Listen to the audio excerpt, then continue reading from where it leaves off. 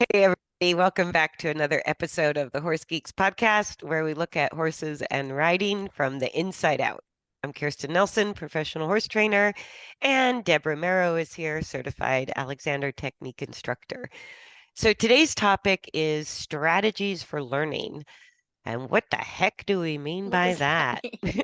Everybody just learns in their own way, right? Well, good But point. I think strategies for learning means everybody does learn in their own way. Like there's not a right or wrong way to understand information or experience something in a way that Mm, makes that little light bulb go off. That aha moment to me right. is experiential learning. And sometimes I have to read and reread and think about it and go back and read written material when I'm trying to understand conceptual learning, right? Yeah, And and that's why I found it so hard to teach when I was teaching at a massage school anatomy, because human anatomy is and horse anatomy is three-dimensional, and absolutely. we're taught it from a book or a screen. So bringing strategies for how to teach that this body's 3D, it's layered, you know, it was very challenging for me. Yeah, it's very challenging. And also, we think we learn in our brain, but it's like if we look at learning as two different components, we have to wrap our head around information. Like we have to Mm, mentally maybe mm, understand concepts or mentally understand something kind of abstract, but it's sort of like the lab results or the testing improving, the doingness of it is the experiential part of learning. So I go, right. there's conceptual learning and experiential learning, and I don't think one has more value than the other. Mm-mm. I think they're both critically important. And that's why, when we first graduate college, we know nothing in the real world. Everything Like how has to open a been checking account or right. Because how to everything's fill out a been job application. right. Or there's only so much you can put in a textbook, right? So if I'm writing about horses, I go, well, there's about a gazillion ways the horse could respond to the very same stimulus. That comes from experience, right? But what we're reading in a textbook is you do this, the horse does that, you do this, the horse does that. And I go, it never quite works out that way in real life. Well, It's that's a really good point because I think a lot of teachings are task-based. A plus B equals this. And in reality, that may not be true. And it's not anybody's fault. It's just the reality of it all. The reality of is the communication or whatever, got filtered or the understanding is different. yeah. One of my favorite people to listen to recently has been Ellen Langer, Langer, and she's a psychology professor at Harvard University. And she talks and has written books about mindfulness, which is a lot about like what you and I talk about with pausing, Hmm. thinking, slowing things down, looking at root causes.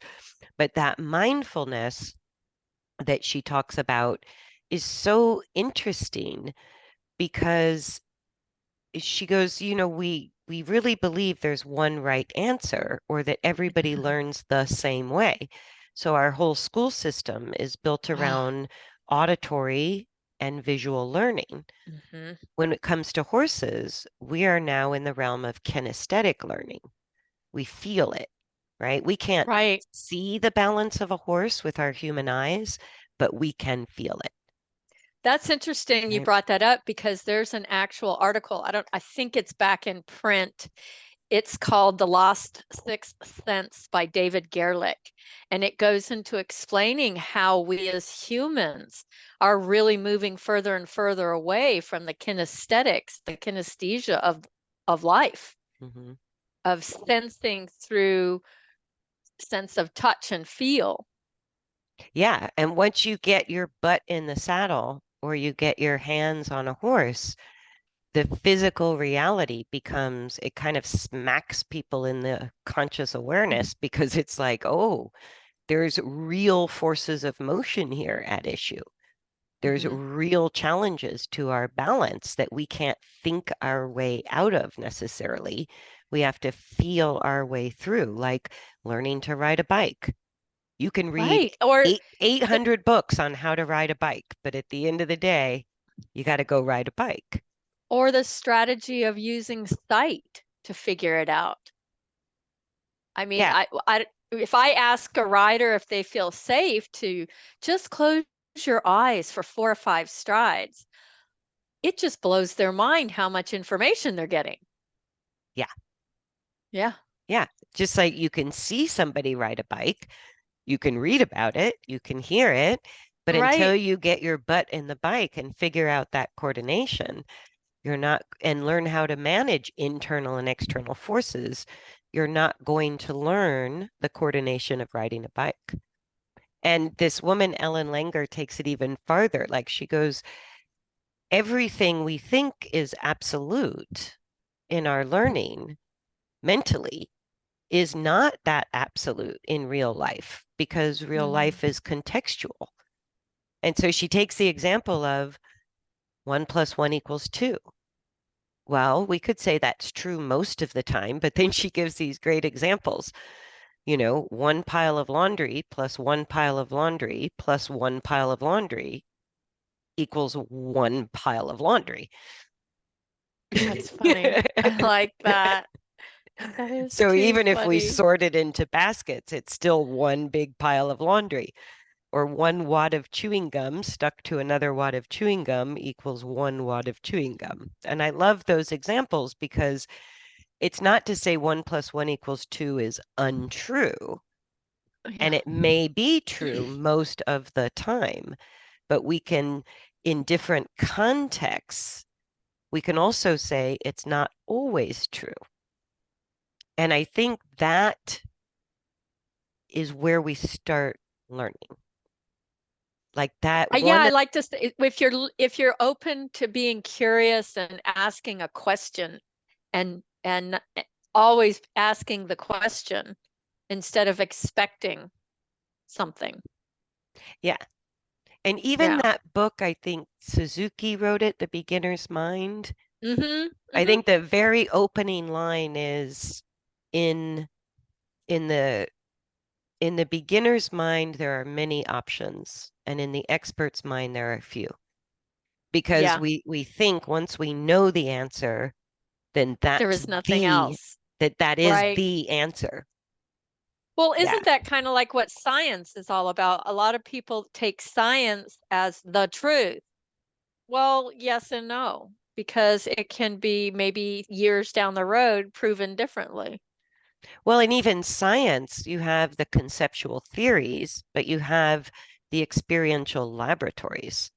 It's Right. one thing to write the theory, right? But what science, the process of science involves is testing that theory in labs and then what they call field testing in real life, because both of those Right. stages of experiencing the theory or putting the theory to the test, it makes a difference when you go out into real life, right? Or even in a laboratory where you can control different elements of what's influencing it. And I go, that's a little more what real learning is. So we can say, thanks to all the concepts and the experiential testing and proving, that most of the time we can rely on 1 + 1 = 2 equals 2, Hmm. right? But when we get in a pickle because we think that's the only way it ever works, right? That's where we quit learning. And that's where we're invited to open up and find different strategies of learning and Yes. go, just the thought that 1 + 1 often equals 2, but not always. I go, Not always. that's a very different That thought. that I never even thought of it mathematically, but that is true. Yeah. And if you walk into any school and you just open the classroom door and yell, "What's 1 plus 1?" The whole class is going to say 2, And right? that just brought up another whole concept in my head of that strategy or of constantly thinking of having to be right. Yeah, either having to be right because mistakes are sort of very frowned upon in our school Yes. system and in our work environments. You're penalized for getting things, for giving the wrong answer. And so that really conditions us that there is only one right answer. Oh, And good point. so to me, the first strategy of learning, and it's something I deal with adult learners, like adults learning to ride or adults who own their first horse ever, that's been a dream of theirs. One of the biggest hurdles to learning is overcoming that fear of making Mm, mistakes or associating error equals pain, right? So mm. mistakes are sort of so now deeply entrenched as being uncomfortable that we actually hinder our learning process because of fear of making a mistake. The fear. Yeah. Yeah. So I go, the fear of making a mistake is a very Huge. real obstacle to learning. Hmm. Yeah. And you just It's don't kind, see that like with kids who are growing and changing all the time. They fall over a bunch going from crawling to walking, and sometimes they hurt themselves, but it doesn't make them stop trying. So right. that little drive of learning something new is in us somewhere, but sometimes we have to get out the shovel and dig it out when we're adults because we forgot that trial and error is part of learning. And I think that kind of like why we are together is because we're just perpetual learners. We never stop, That's the you know. geeky side. That's the geeky side. I had a new client this weekend and sharing adventures in life, and she's looked at me and she's like, "Man, you just don't stop, do you?" I said, "No, I'm Why? going into plants and tinctures and oils now. That sounds kind of fun." Yeah. And why not learn about something you know nothing about? Because at least when you step into something you know nothing about, you're willing to say, I know nothing. Yeah. And I have to say, in sort of helping along other horse training professionals, and I went through this myself, I go, in about 5 years, a human being can learn quite a bit about horses and become very proficient. And it's sort of that 3 to 5 to maybe even 10-year period where we start to get entrenched in what we learned about horses and start to think we're kind of, experts in our own little realm because we might now know a lot more than the people around us. But I go, it's a very dangerous time because Hmm. there's always that next horse that shows up in our lives that's here to teach us what we don't know. Oh yeah. And we I have call one them now. problems. Yeah. Yeah. It's knocking on Kirsten's door. Help Yeah. me. No, and even my beautiful little Arabian mare, who I've had for 31 years now, she was never dangerous, but she was always very clear, telling me, it reminds Not a me, good strategy. no, she could be that character in Game of Thrones going, Jon Snow, you know nothing. You know nothing, Jon Snow. And she's constantly telling me that. You know nothing, Kirsten. You know Yeah, nothing about horses. I have one of those too. Yeah. But it's sort of our curiosity when we get over mistakes and fear, or even the fear of making mistakes, that Hmm. curiosity starts to blossom. And Right. the more we become curious, the faster we learn. And those I think so lessons, too. like the lessons come in sideways. I go, I Some of my greatest schoolmasters that ended up being my greatest schoolmasters were just a big bag of rats when I started. It was like, this is it's nothing but problems. Yeah, and I also think with, I don't know if this comes under the heading of strategies, but what the human mind thinks is timely. What do you mean by that? Well, that a horse should accomplish blah, blah, blah in 30 days, or you know what I'm, Mm, yeah. Yeah, yeah, that whole time thing, which I'm going to make a note, could be an entire entire podcast. podcast. I'm just making a note of time thing. But if we talk about strategies for learning, when we do go through school, it's like we have a certain amount of time to do our homework assignments, a certain amount of time to get through Mm, that grade level, but not everybody makes it. And so there is a failure rate in our learning mhm, systems that we call schools because of that time factor. But the truth is, in real life, everybody learns at a different rate in different ways. And it's always that balance between we need a little bit of concept and then we got to go see if it works. So a little bit of right. experience and a little bit of concept, and we kind of build between those two elements of learning. So I have three main strategies when I'm working with students or horses to facilitate learning. The first one is getting through that huge hurdle called fear of mistakes. And horses have it as much as people do because Oh, I they've been agree. punished. They've They've been been punished. Yeah. punished just like we have felt punished for making mistakes. So the fear of making mistakes is huge for horses and riders. So getting through that hurdle is always number one. And then if I'm working within all these unpredictable situations with Hmm. wildly unpredictable responses from an individual person and an individual horse, I have to keep navigating. Is this individual going to learn more by me stepping back a little bit and making Mm, room for discovery? Or is this individual, horse or rider, horse or person, do they need guidance because they're just not able? This is not even on their radar yet, right? This right. is this is not even a realm of possibilities. And I remember, I kind of feel that when I'm working with people, when I get, when you put hands on, like you said, there's that, which way do I go? Which strategy do I use? And we're taught, even in Alexander's school, to start at the head neck, but we're also taught if that does not work, go somewhere else.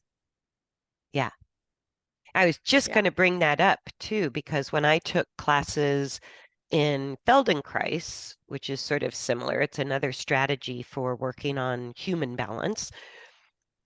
The the learning strategy of Feldenkrais was we verbally guide you through a process of discovery, but you yourself, as the student, through allowing discovery, figure out better and better uses of your body, better and better coordination.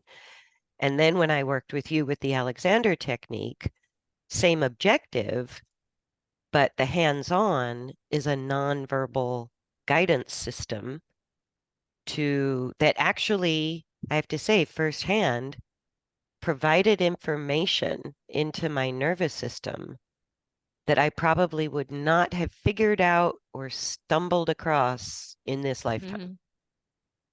Yeah. It just wasn't even in my Your awareness. It your was just yeah, thought, it's just not in the matrix of it all for you. It it, has to come from an outside source.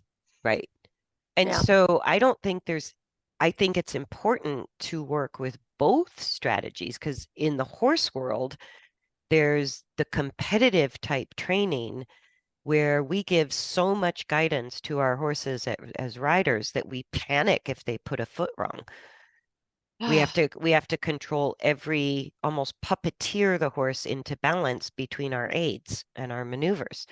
And it's Mm. like we take full responsibility for our horse's balance, and it's our guidance that gets the horse there.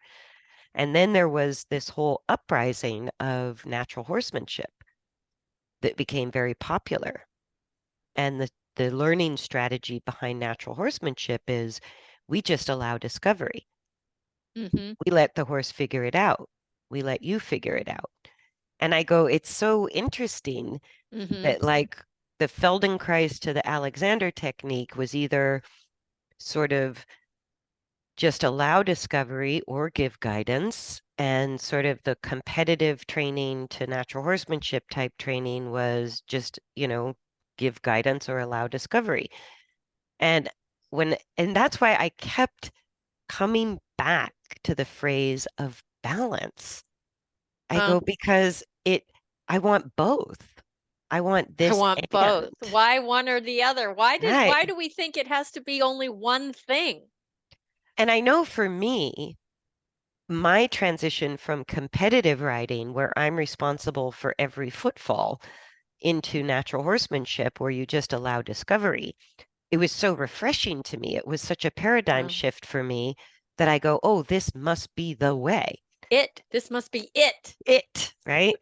And and at first, because it was a complete pendulum swing from how I had been doing things, it did appear to work better, right? But then over time, too much of allowing discovery without enough of giving guidance, me and Mm-hmm. my horses fell apart. We're like, okay, we're lost, right? We're not getting anywhere anymore because the belief in my head was I can't give guidance because that's micromanaging, Mm. right? And so, or it became equated with manipulation. Oh And yeah. I go, giving guidance is giving guidance. That means you're not doing it for the other individual, person or horse, but you're kind of stepping in and taking the wheel for a little bit and going, have you thought about it this way? Have you tried this? Could we Yeah. could we go this way instead of that? Could What we about this? Yeah, and then I feel that's pretty much the work I do is yes. why don't you try this? See how this shoe fits for a while. And I tell people that, try on a new pair of shoes and it totally lights up different things in your head. And we forget about that. We forget that all of that tactile information is there. We just get dumbed down to it. Yeah, and both of us as teachers, I've watched you do it and I sort of stumbled upon it myself that I go, it's important. There's certain things I guide verbally, or I just sit on the mounting Mhm. block and shut up because I can see that horse and rider needs a minute to Mhm. just allow discovery, that that's going to be the next most important step. But I'm not going to let them get lost, scared, or terrified. I'm going to Right. step in and give a little guidance, interject some guidance as needed, and then maybe step back. Because if And I'm I think, actually, yeah, what we don't realize is when we give a new piece of strategy or information, how that person is processing that or that horse is processing that. yeah, did they Yeah, and it receive it the way we mhm, intended? right. Yeah. No, and I've watched you do both, sometimes hands on and sometimes try this. What do you notice? Mhm, mhm. Right? So to me, the three most important learning strategies or strategies for learning are going to involve constantly going, oh, we're having a fear of mistakes moment. That's the Let's first. look at that. Or the fear of our horse making a mistake, right? Good one. Good And then we one. go, is it time? Is the learning facilitated better if I allow discovery or if I give guidance? And sometimes I'm having to kind of throw spaghetti against the wall and I go, I agree. let me try giving some guidance. Oh, I'm being met with a lot of resistance. Things are going sideways. Let me step back and see if the horse can figure it out or the rider can figure it out. But those three strategies allow me to help other individuals digest and understand what I'm trying to convey. Right. And like we've talked about before, we're not really quick at changing our language. You know what I I mean? We I get went stuck around on things. every year in Alexander School, we have to do a deep study into just about any subject we want. And my third year study was going around to the local here in Virginia. So, maybe some upper level trainers, instructors, and watching and listening to their language of how they were teaching. Hmm. And it was quite fascinating because it's stuff that's been around for 60 years. It's the same.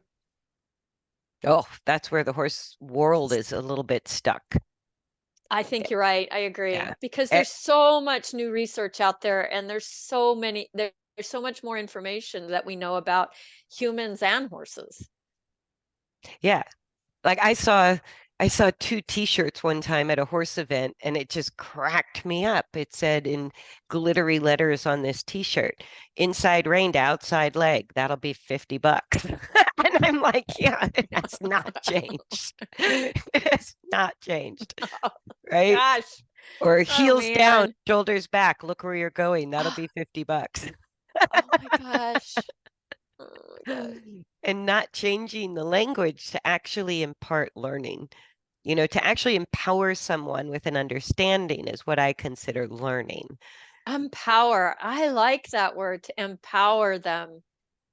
Yeah, because if we instead of thinking, because there's that, and that's that whole mindset of I'm the teacher, you should understand my presentation, and I don't think we teach that way.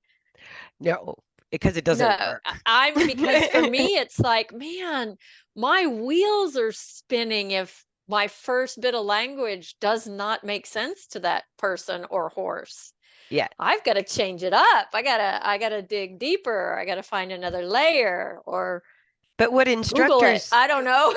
what instructors do to students is not all that different from what horse owners do to their horses. Because I hear all the Oh, time, I pay your board, I feed you, I bring you treats, I make life nice for you. I Why bring won't you you treats. do this? I hear that all the time. But I brought you a bucket of Yeah. And I'm like, how's carrots. that working for you? You know, it's just not working. It's just they're just going to bug you for more carrots. Yeah.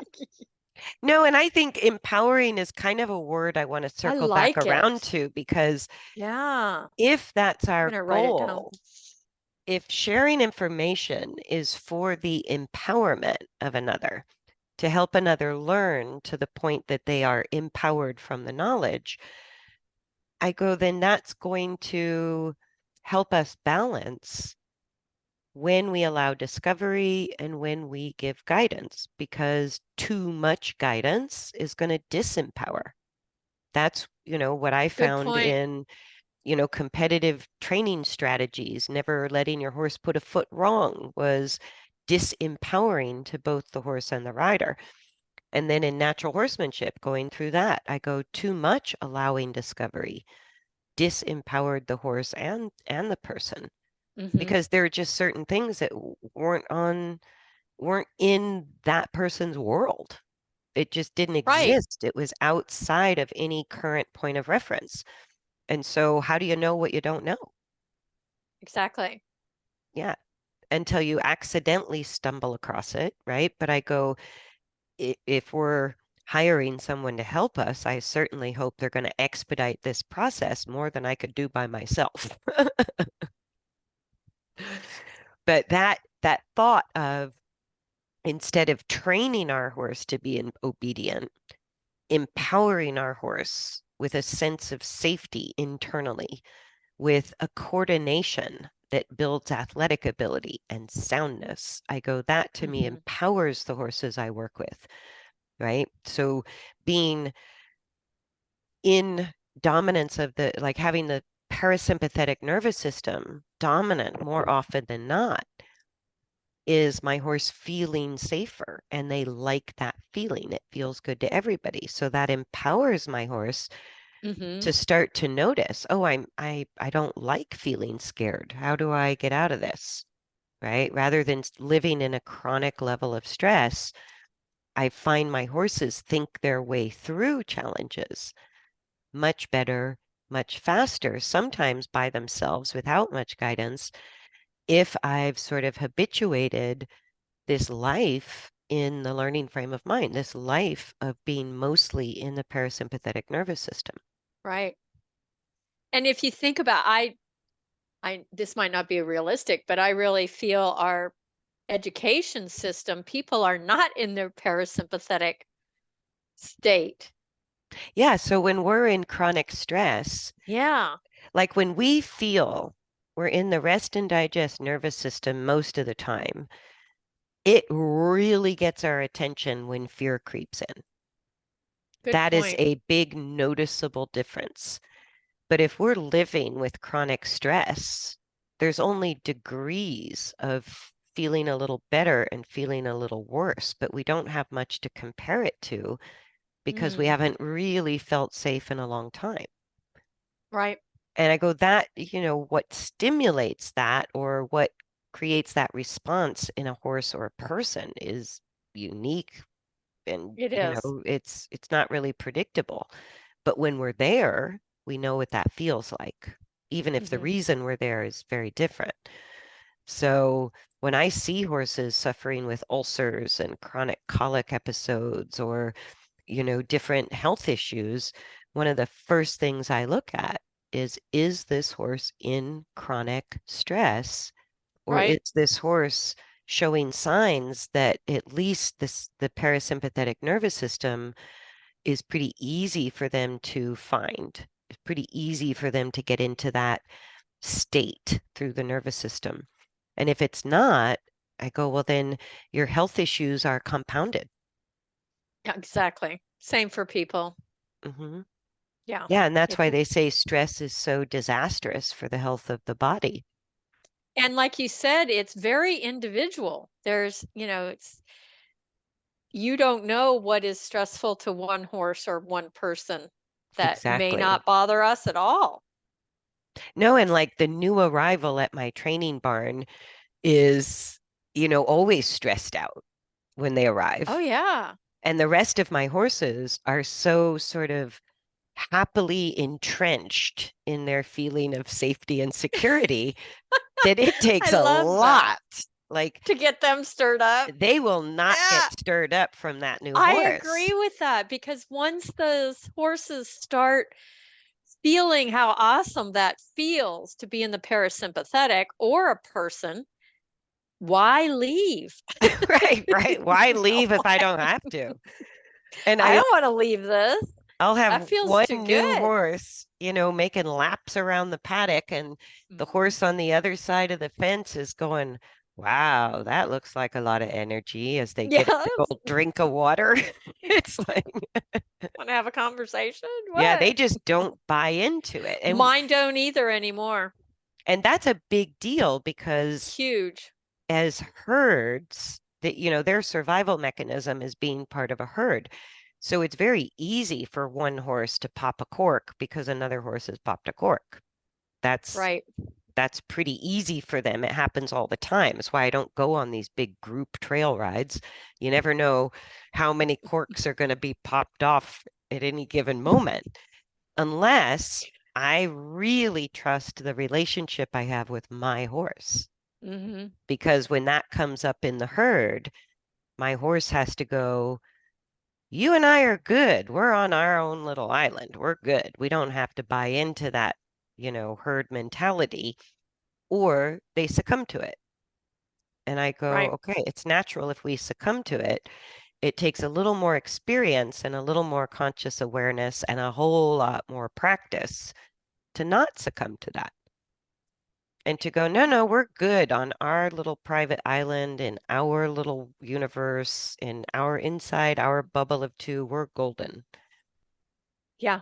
That was, I think I shared it on one podcast about going into an elementary school room, two Alexander teachers, total chaos. The kids are running, the teachers are screaming, and the other Alexander teacher and I both go, "Oh, I think we just need to do a lie down." And do So, nothing. and do Yeah. nothing. And Just stay you calm. allowed discovery. It's I like, allowed them to discover, oh, and all of a sudden they're looking at us going, "Hmm." I guess it's What we okay to weren't lay down and do directing, we were nothing. just saying, this is what we're going to do. Yeah. We didn't say like, oh, well, we're going to do this for 5 minutes. And if you're not calmed down, we're doing blah, blah, blah. We just took care of ourselves in that chaos. Yeah. So instead of jumping into the ping pong game of action reaction, it's Yeah. like you go, don't really want to go there. No, And that's what I don't want to see join your group. my long-term horses look at the new horse going, yeah, don't really want to go there. And that ability that my long-term horses now have to just stay calm when the new horse loses their mind, those I call them my anchor horses. Yeah, it's a good Be way to put it.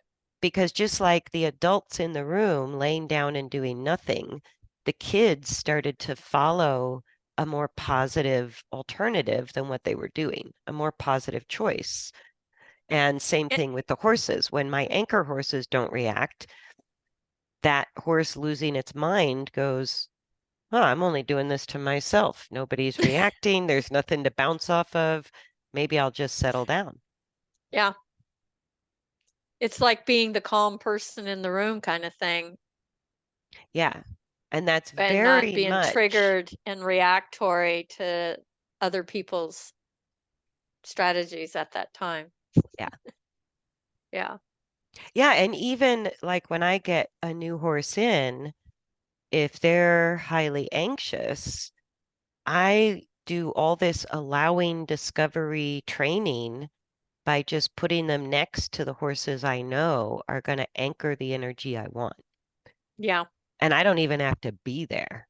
I'm like, my solid herd does some of the training for me because they're just not going to feed that energy. They're not going to buy into it. And they're going to create a path for that horse to find a feeling of safety and calmness. And I don't even have to be there. And so then when I do work with horses, it's like you can tell, just like your best friend, if your friend is really losing it, has a high level of fear, you're going to step in and help, Hmm. right? But if they just need to figure things out, you're going to just maybe be there or check in on them, but you're going to allow them time to go through whatever they have to go through. I go, so that whole learning strategy of allowing time or giving guidance, those are the strategies I alternate between all the time because it's a moment to moment sort of reading what's going on that tells me what to do. And And I if think I'm, it's a kinesthetic reading for me. And I imagine it is for you too. yeah, it's body language, It's, energy, yeah. actions, and Hmm. all of that nonverbal communication. It's more complicated with people. I had to really work hard to not listen to what people say Oh, that's a as good one. as much as I read their energy, body Hmm. language, and actions like I would a horse. Because with a horse, that's my only Good point. tool of communication. And with people, because we're more complex, We'll lie. even though we have exactly the same nonverbal communication, We even have if the same skill. Yeah. and sometimes the words don't match the energy. I'm fine. I'm fine. Hmm. Yeah, and I You think could just they, see their head exploding. yeah, I'm not afraid. I'm not I'm afraid. fine. Yeah, I'm fine. But when I tap into the nonverbal part of communication, I'll still hear the words people say, but I'll sort of understand that person like I would a horse and adjust accordingly. Um, and for a long time, I would listen to the words people said and believe them without, even though some part of me was picking up the nonverbal The part. something. Yeah. Yeah, and in psychology, they call that like cognitive dissonance.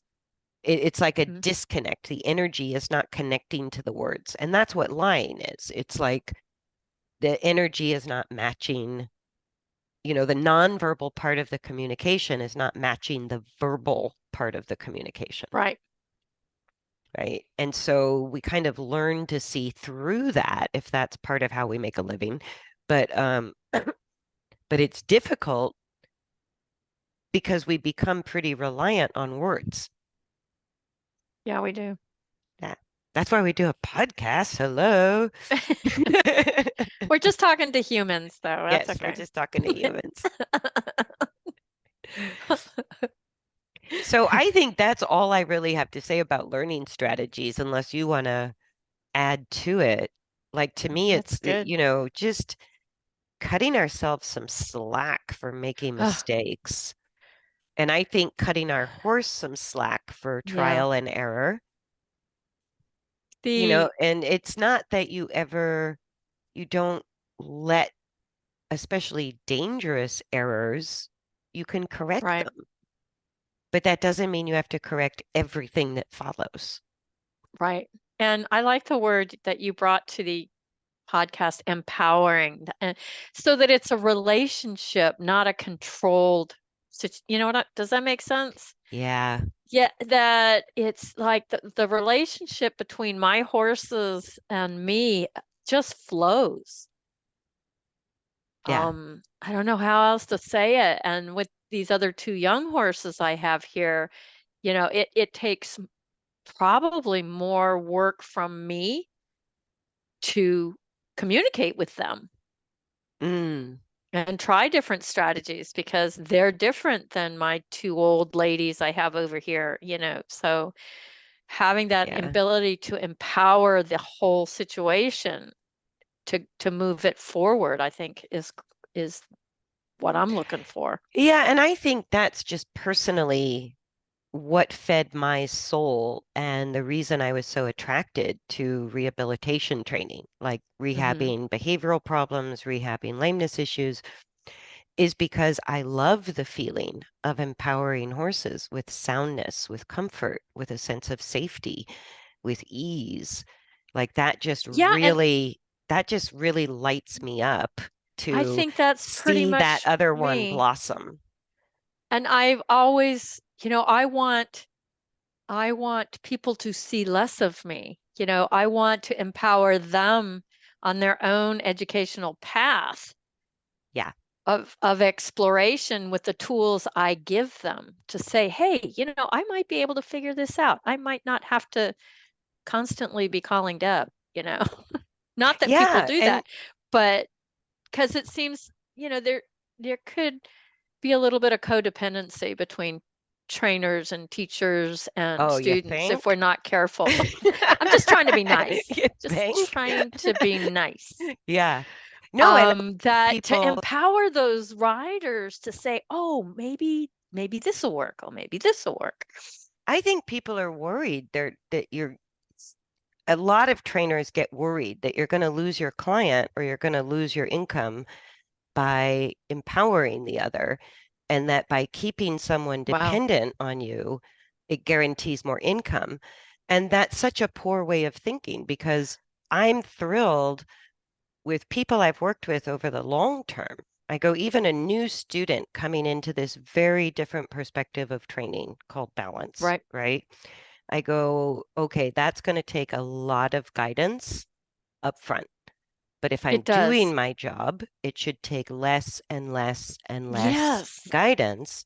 And I like when one of my students who's been there long term is suddenly thinking their way through a challenge and just Hmm. using me for feedback. I'm A sounding thrilled. board. Yeah, that's Yeah. cool. That's where I want it to be. Or people just come for tune-ups.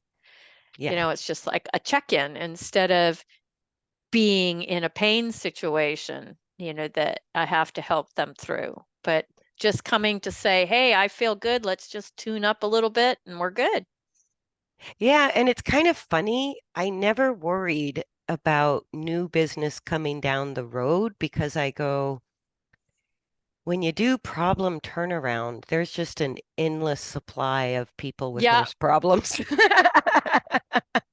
at every level, in every sport, no matter the breed or the age. I go, it's just I agree. there's an endless supply of people with problems, but what I don't like seeing is that action reaction game of people getting stuck in problems because our Mm. horses suffer. The horses suffer Mhm. far more than the people when we don't find solutions or we don't find balance. It's the animals that suffer. And to Right. watch a horse get passed around as a problem horse is just heartbreaking. And Yeah, I so have if, one here now. Yep, it's been a lot of work with him, yeah, but it's but in there. He's if I empower the horse owner to start resolving these issues, the learning and sort of I don't know, it's like the destination is sort of a surprise. We thought we were going to get this done, but the whole process opens up more questions and more directions and more learning. And that sort of peeling back layers of Mhm. problems to find balance has been for all of my clients across the board, sometimes frustrating, but more often rewarding.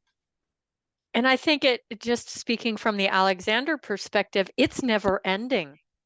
The unraveling, even with my horses that are in their 20s, new things pop up and I'm like, "Oh, okay, well, look at that," Yeah. kind of thing. Or working once with a master Alexander teacher. She'd been teaching for 30 years, and I was just experimenting with a hand on her back, getting in and out of a chair, and I felt her tighten her low back. And she looked at me and she said, "Did I just do that?" I said, "Yeah, you did." Yeah. She goes, "Oh, sorry." Yeah. So to me, there's like no end to it. There's more discovery. Well, and that's what mastery is. Like to master something doesn't mean you do it perfectly every time. To master something, I think means we deepen our understanding and we Hmm. become more and more precise because we've missed the mark so many times. So many times. I like that. We I are go, all masters. and I think that's where, wisdom sort of grows out of that. And Mm, so the people that I've met that I would call masterful with horses, I go, they're also kind of humble and kind of laid back mhm. compared Yeah. to the new trainer who thinks she's hot, just a hot shot because she's been doing it for 5 years or Yeah, he's it's been my doing way it. or the highway kind Yeah, of person. I've been Yeah. doing this X number of years. I know what I'm talking about. Well, how's that working for you? If it's not working for you, maybe you need to open your mind to new information or a new Right. perspective. And that's what makes us learn more. And when we do really master something, it's it's just a tweaking, it's a precision game, but it doesn't mean we're still not going through that same process Right. of making mistakes, trial and error, or sometimes allowing discovery and sometimes needing guidance Right. or giving guidance. It's like that, those learning strategies are endless. And how far we want to take it is up to each individual. But now, if I don't work my horses, they're like, tick tock, madam. When are we That's getting what out to do mine do. something? They give me like this nudge. Like, Yeah, yeah, food's good, but I need that other stuff too. yeah. Because how boring of a life if you're never challenged and you're never learning. I go sticking our horse in a pasture and forgetting about them, making sure they have food and water it's just sort of like sticking someone in a nursing home and never visiting, Right. losing that connection. And so I go, of course they like to do something with us. Of course they like to learn. And hopefully that's why we're with horses, is for there's something in us that seeks that connection. Oh, and they're so complicated. I Oh, go, I know. it's like there's no one person on this planet that can learn everything there is to know about horses. I agree. It is a lifetime journey to just get a little bit good. And I it's agree. yeah, it's an endless journey of learning, which to me is what keeps it so interesting. That's what I love about it. Yeah. No, and that voice in my head has definitely shifted from, oh, that's a problem, into, oh, that's a problem. Like, It's a challenge. yeah, here's another training opportunity. Yeah, Yay. here's a problem I can learn from. Yes, I Yeah. agree. Same person, same set of words, but that tone really And changes. the thought, the energy that The comes energy behind it. behind it. Yeah. I totally agree. All right, my dear, we better All wrap it right. up. Yes. And I hope you guys play a little bit with these learning strategies, no matter what you're working on with your horse, and maybe even offer this as a way to empower your horse, that when your horse makes a mistake, you make a correction instead of giving a punishment. I Because like that. every time we think of punishing our horse, or, oh, my horse was disobedient, that's bad, that energy of punishment builds a fear of making mistakes in our horse the same way it does kids in Mm-hmm. school, Yeah, I same way it agree. did for us. Yeah, So, sort of just looking at, could we take away mistakes equal bad I and like just that. Yeah. go, it was just Oops, a mistake. Oops, just a mistake. Didn't oops. understand. Yeah, yeah. And then look at, is it time to allow a little room for discovery, or do I need to give a little guidance? So we are the teachers and guides for our own horses. So everything we're talking about, even if you only ever own one horse, it's still important. Yes. Yeah. So thanks for joining us, you guys. Thanks for subscribing to the YouTube channel, downloading on the podcast channels, and commenting and sharing. All of it is, we're just so thankful and appreciative and happy you showed up. Yep. So thanks for joining Thanks, us, everybody. and look forward to seeing you next time. Bye.